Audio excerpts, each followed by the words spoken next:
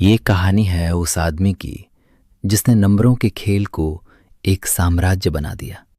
एक ऐसा खेल जो शुरू हुआ साधारण व्यापार से और बन गया करोड़ों का जुआ। मुंबई की गलियों से लेकर बड़े बड़े लोगों तक हर कोई इस खेल का हिस्सा बन गया। ये कहानी है रतन खत्री की, जिसे दुनिया मटका किंग के नाम से जानती है। 1950 और 60 के दशक में भारत में कपास का व्यापार तेजी से बढ़ रहा था। मुंबई के व्यापारी न्यूयॉर्क कॉटन एक्सचेंज के क्लोजिंग रेट्स पर सट्टा लगाते थे। हर दिन एक नंबर आता था और उसी नंबर पर लोगों का पैसा लगता था। लेकिन जब यह सिस्टम बंद हुआ, तब लोगों ने खुद ही नंबर निकालने का तरीका ढूंढ लिया। कागज की पर्चियों पर नंबर लिखे जाते और उन्हें एक मटके में डाला जाता। फिर उस मटके में से एक पर्ची निकाली जाती और वही नंबर जीत का फैसला करता। यहीं से जन्म हुआ मटका गेम का, एक ऐसा खेल जिसने आम लोगों को बड़े सपने दिखाने शुरू कर दिए। इसी दौर में एक नाम उभर कर सामने आया, रतन खत्री। एक ऐसा इंसान जिसने इस बिखरे हुए खेल को एक ऑर्गेनाइज्ड सिस्टम में बदल दिया।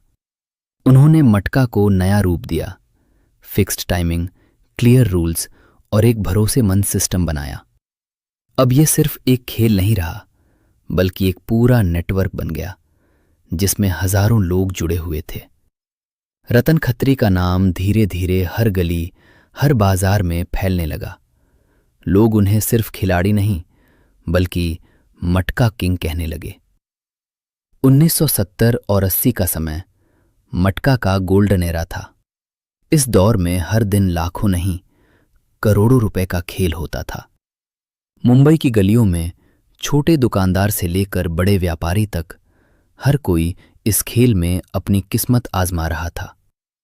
कहा जाता है कि इस नेटवर्क की पहुंच फिल्मी दुनिया तक भी थी, जहां बड़े नाम भी इस खेल में शामिल थे। रतन खत्री का इन्फ्लुएंस इतना बढ़ गया था कि उनका एक इशारा लाखों रुपए का खेल तय कर देता था। ये वो समय था जब मटका सिर्फ एक खेल नहीं, बल्कि एक पैरेलल इकोनॉमी बन चुका था। मटका का सिस्टम देखने में सिंपल था, लेकिन अंदर से बेहद गहरा। लोग 0 से 9 तक के नंबर चुनते थे। 3 नंबर मिलाकर एक कॉम्बिनेशन बनता था, जिसे जोड़ी कहा जाता था। अगर आपका नंबर निकलता तो छोटी सी रकम भी बड़ी जीत में बदल जाती। लेकिन सच ये था, हर जीत के पीछे हजारों हार छिपी होती थीं। लोग उम्मीद में पैसा लगाते रहे और धीरे धीरे ये खेल उनकी जिंदगी का हिस्सा बनता चला गया। जैसे जैसे मटका का जाल फैलता गया, वैसे वैसे सरकार और पुलिस की नजर भी इस पर पड़ने लगी।